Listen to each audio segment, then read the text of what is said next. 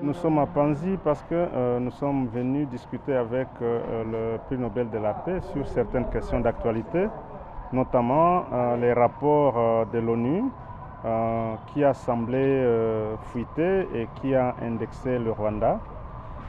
Aussi des questions sécuritaires à l'Est. Nous avons besoin de la paix et nous avons un prix Nobel de la paix et c'est pour ces questions-là que nous sommes venus.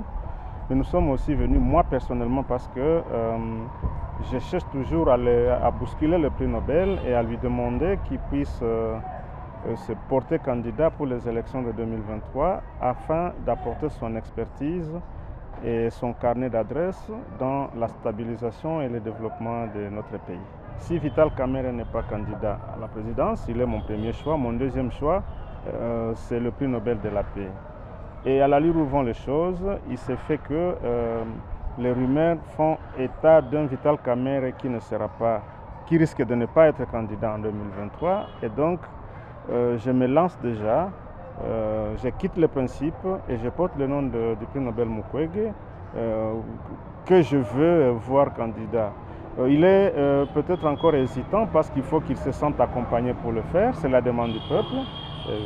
Nous sommes en train de demander aux gens, tous ceux-là qui croient qu'ils peuvent faire en plus pour le pays, qu'ils puissent l'approcher et lui parler afin qu'il puisse accepter de se porter candidat. Et nous espérons que ça va se faire parce que déjà il y a beaucoup de gens qui étaient ici aujourd'hui et qui ont parlé dans ce sens. Notre pays, depuis qu'il est pays, tous ceux-là qui nous dirigent ont un profil académique douteux.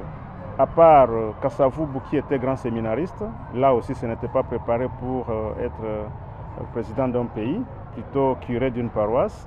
Mais nous avons eu Joseph Désiré Mobutu, on connaît son niveau d'études. Nous avons eu Laurent Désiré Kabila qui n'a pas été à l'université. Nous avons eu Joseph Kabila qui n'a pas été à l'université. Nous avons aujourd'hui Félix Tshisekedi, on doute de son diplôme universitaire. Nous avions eu Lumumba, le père de l'indépendance, qui n'avait pas étudié. Et donc nous avons d'abord besoin d'avoir un intellectuel à la tête de ce pays, plutôt que de mettre des gens qui savent difficilement distinguer leur main gauche de leur main droite. Ça c'est un. Deuxièmement, c'est quelqu'un qui a convaincu le monde par son savoir-faire et son savoir-être. Dans le patriotisme, se battant contre les antivaleurs dans notre pays, la criminalité, le vol, la violence et tout, jusqu'à être reconnu mondialement et avec un carnet d'adresses bien garni. Et nous nous battons pour que notre pays rentre dans l'orbite, dans les concerts des nations. Mais nous avons quelqu'un, les seuls au Congo, qui peut se réunir avec tous les grands de ce monde en son nom propre. Et si jamais il était président de la République, ces réunions-là avec les grands de ce monde, il les fera désormais au nom du pays et tout de suite le Congo rentrera dans les concerts des nations où il s'est toujours recherché. Troisièmement, et sa façon de voir les choses, sa façon de gérer la chose publique. Il est directeur d'un hôpital, il a été directeur d'un autre hôpital et c'est parmi les hôpitaux qui continuent à grandir. Il y a des gens qui peuvent dire non, il reçoit beaucoup de financements, mais il ne les reçoit pas plus que le pays. Mais le pays, tout ce qui appartient au pays est en train de sombrer, mais son hôpital est en train d'émerger. Donc on s'est dit, déjà dans des petites choses, il fait bien, donc dans des grandes, il peut aussi mieux le faire. Autre chose, il n'est pas égoïste. Tous les prix qu'il a eus, il a construit des hôpitaux pour la population. Ce ne sont même pas ces hôpitaux, mais c'est humanitaire. Et donc, il incarne des valeurs, il incarne un leadership incontestable, il est déjà lui-même dans les concerts des nations et il peut nous amener plus loin. Il y a beaucoup d'autres paramètres, mais au moins on prend d'abord ça.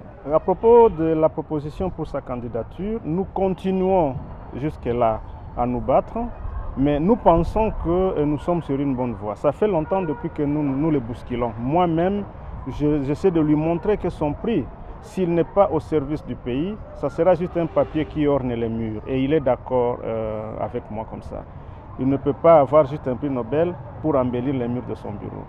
Et donc, il attend l'engouement, il attend la volonté du peuple. Si le peuple veut l'envoyer, il va.